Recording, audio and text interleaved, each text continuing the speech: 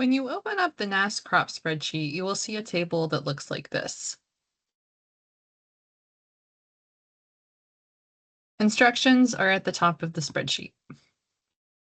You have the ability to edit any of the data in the spreadsheet, but the only section that you have to edit are the ones in the yellow boxes.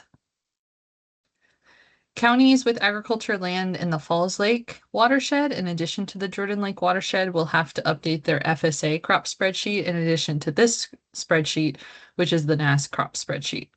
Please adjust fertilization rates if crops are fertilized differently in the Jordan Lake portion of your counties from the Falls Lake or Neuse portion of your counties. For all counties, the fertilization rate column in your spreadsheet is totally blank. And that is where you will fill in fertilization rates for crop year 2025. Crop year 2025 runs from October 1st of 2024 through September 30th of 2025.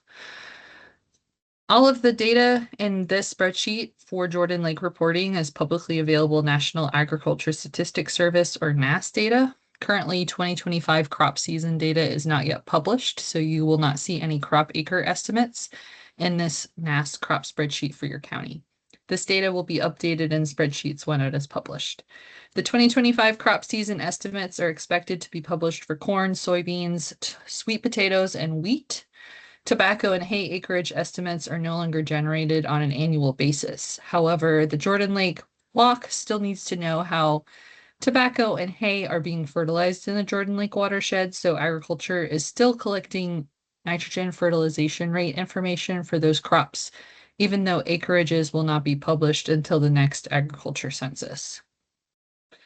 As you can see in the NASS spreadsheet, there are only a handful of crops grown in the county for which acreage and fertilization rate information is being captured.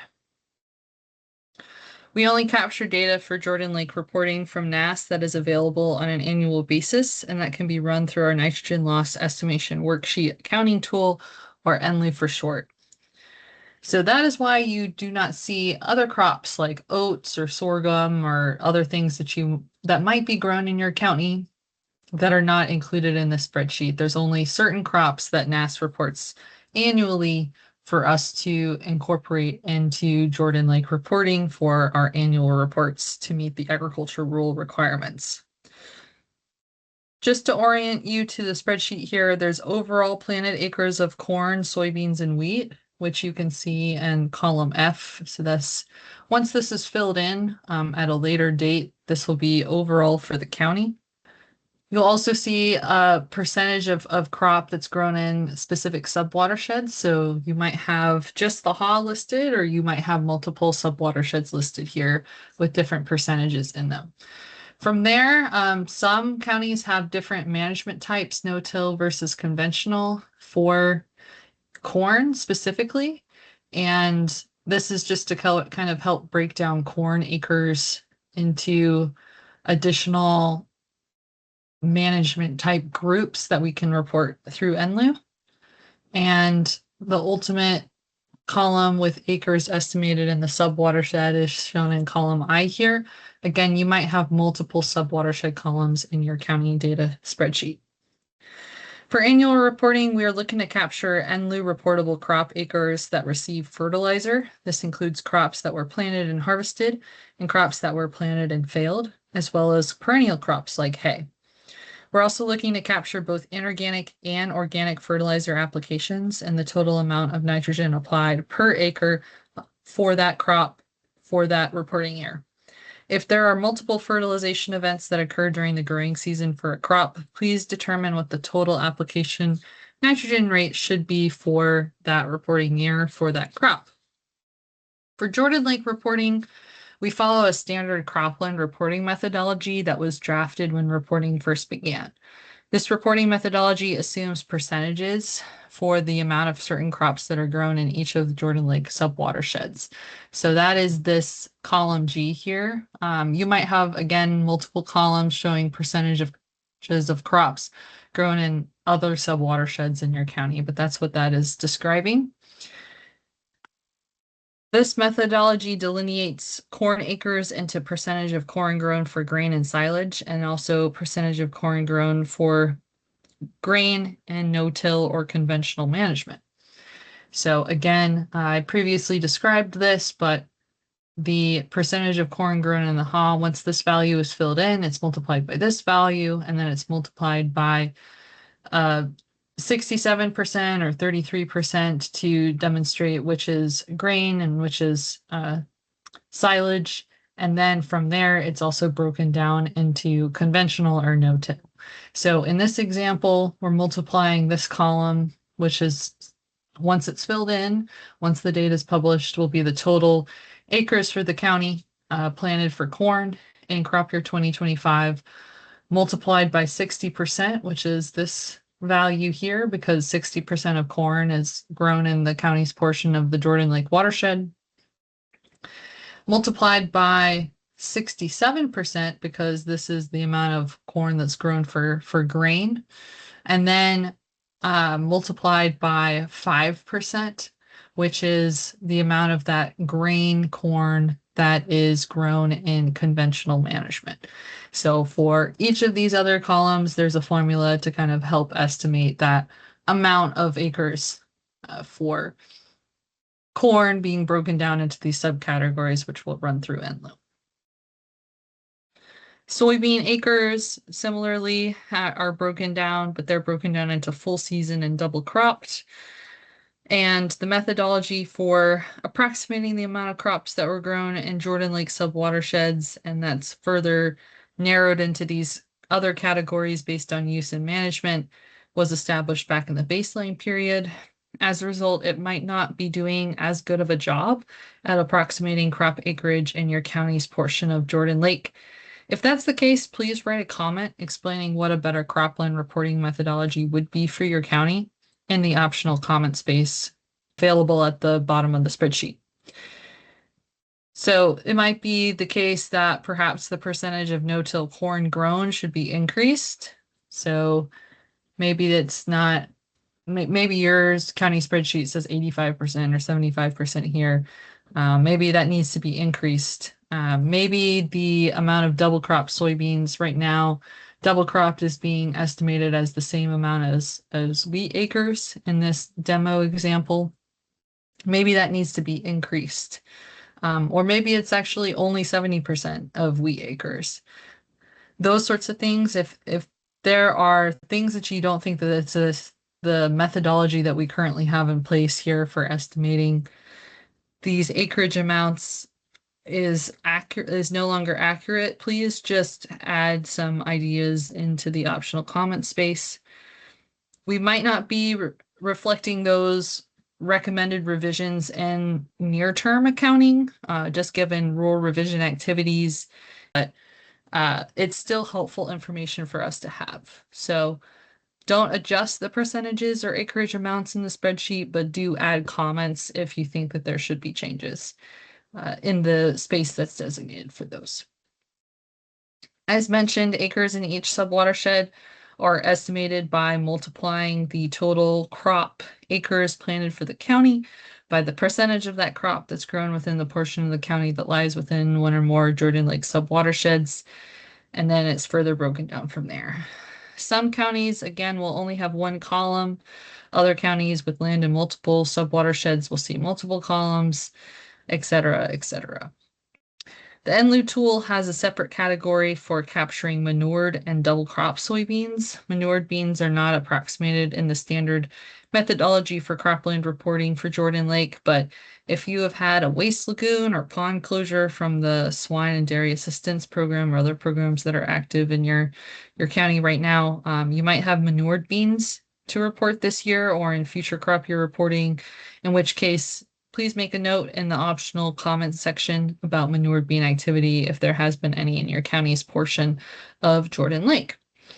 The other columns that you see in the spreadsheet are for fertilization rates. So the first is fertilization rates for last year, so for crop year 2024.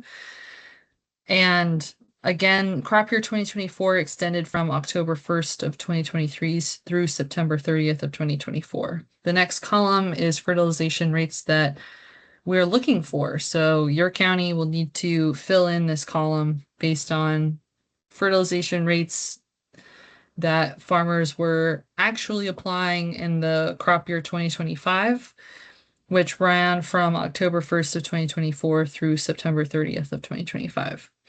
Again, for some counties, you'll have to fill in fertilization rates into your FSA crop spreadsheet in addition to the spreadsheet. So this does not affect the counties that do not have land in the NASS basin. But just keep that in mind if you have multiple NSW strategies that your county is under. If there needs to be rate adjustments between Jordan Lake and other portions of your county, please make sure to update the changes in the various spreadsheets that you have to fill out for crop year 2025 reporting this year. You'll also see in this spreadsheet that I've included notes to try and communicate additional information. So when you are opening up the spreadsheet and reading through it and reviewing it, please read through these comments and notes so you can be up to speed on all of the information that I'm just looking to communicate with you. So you can see in this comment here, I'm just reminding that crop acreage data is not yet released. We'll update when it's published, still report a fertilization rate. All right, now let's go through the process to fully complete this worksheet. So the first crop is corn. The percentage of corn approximated to be grown in the haw portion of the county is 60%. And 5% of corn is estimated to be grown in conventional management and the rest in no-till. And of that 60% of corn, 63% of it is estimated to be grown for grain and 33% of it is estimated to be grown for silage based on this extra little note that's included in here. So if we were, you don't need to do this because you don't need to fill in any acreage information here. But let's just say for the purposes of explaining how this works a little bit, if I was to enter in acreage values based on what I've pulled from NASS and I entered a value in here, this would be 60% of the corn total grown for the county is grown in the haw. And then from there, 33% of it is grown for silage and 67% of it is grown for grain. And between the two, 95% is grown in no-till and 5% is grown in conventional.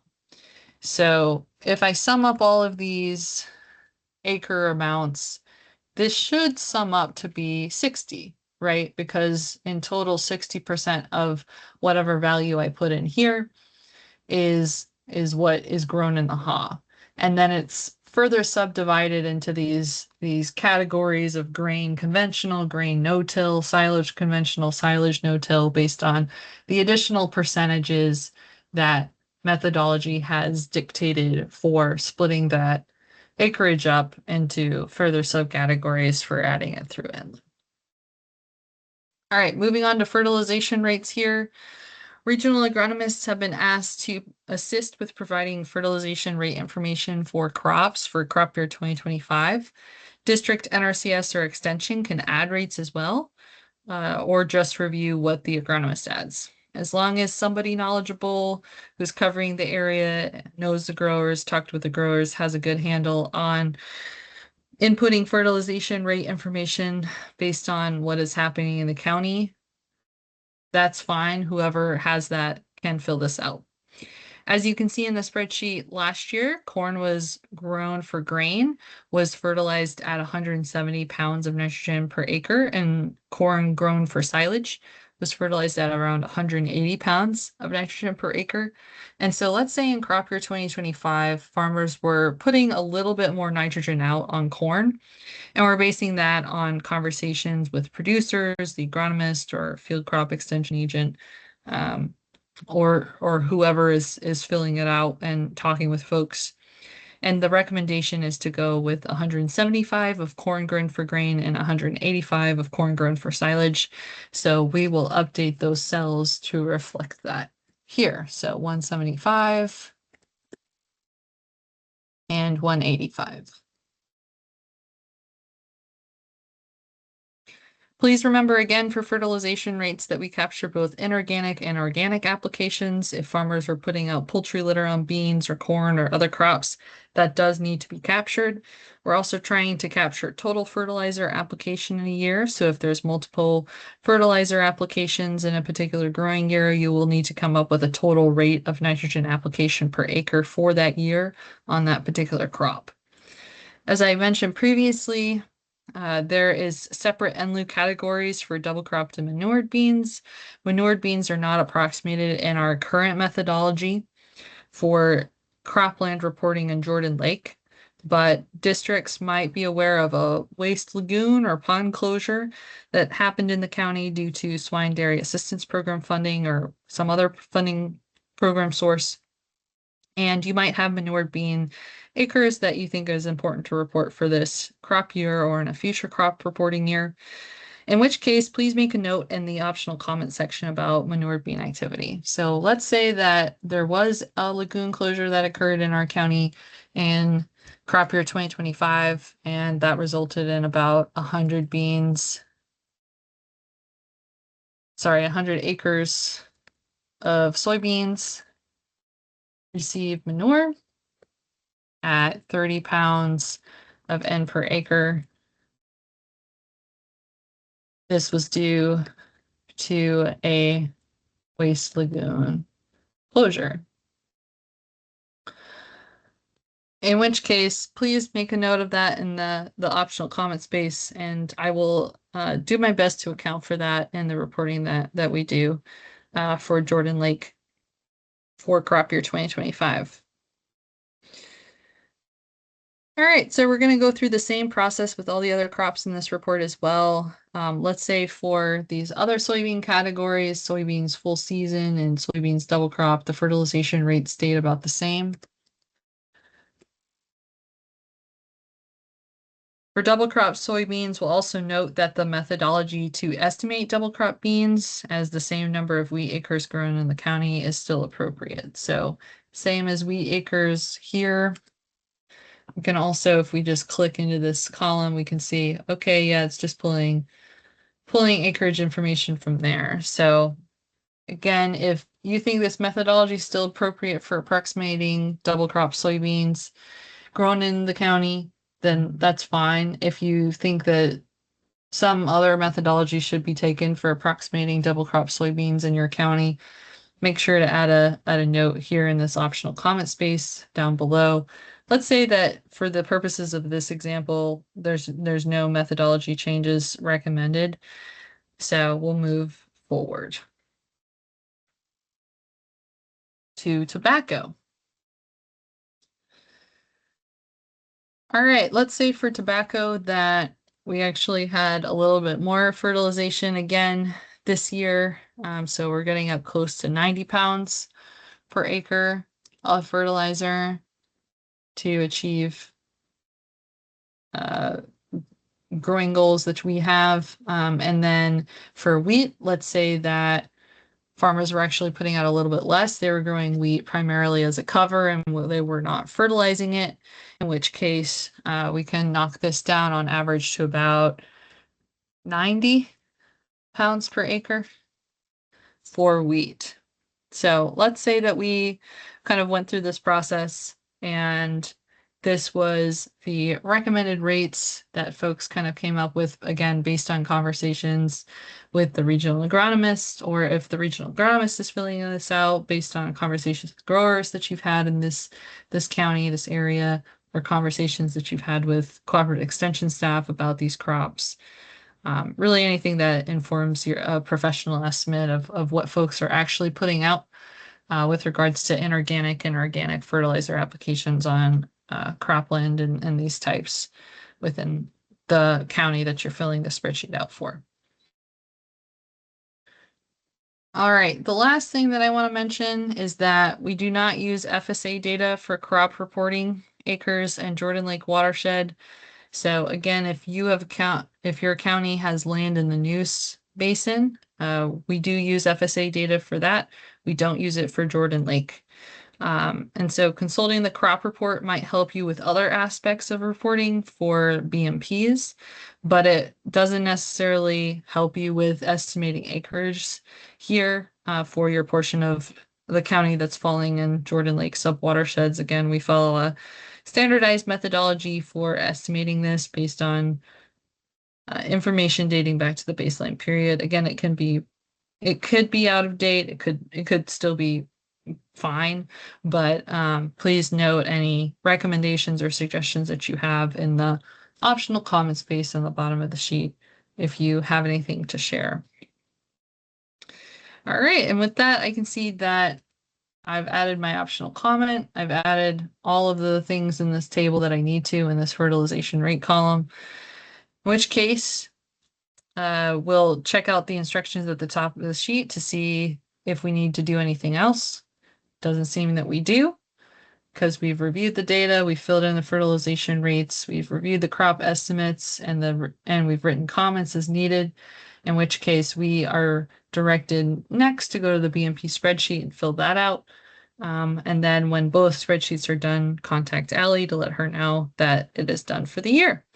So if you've not already reviewed the appropriate BMP data spreadsheet, proceed to that. And with that, I will close out this video. Thanks.